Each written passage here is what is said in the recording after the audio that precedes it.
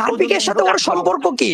অসংখ্য আমি ধন্যবাদ একটা আপনাকে। হারপিকের বোতল আনতেই পারি, হারপিকের সাথে ওর সম্পর্ক। অনলাইনে চলছে লাইভ টক শো। পাঠকরা আলোচকদের তর্ক বিতর্ক উপভোগ করছিলেন। এমন সময় লাইভ আলোচনার মধ্যেই হঠাৎ প্রতিপক্ষকে ইঙ্গিত করে হারপিকের বোতল দেখালেন এক আলোচক। সামাজিক যোগাযোগ মাধ্যমে মুহূর্তে ভাইরাল হয়ে যায় টক শোটি। এটি হয়েছিল সায়েদ আব্দুল্লাহ, নিঝুম মজুমদার, কাজী ওমর ফয়সাল ও পলিটিকা টিভির তানভীর আহমেদের মধ্যে।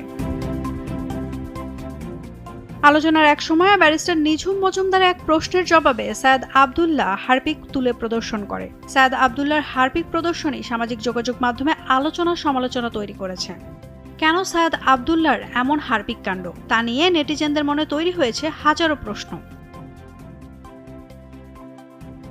অনেকেই বলছেন তর্কের খাতিরে তর্ক করতে হবে, এটি ব্যক্তি আক্রমণ। আবার অনেকে বলছেন আওয়ামী ফ্যাসিবাদের দালাল খ্যাত ব্যারিস্টার নিঝুম মজুমদারকে যথাযথ জবাব দেওয়া হয়েছে।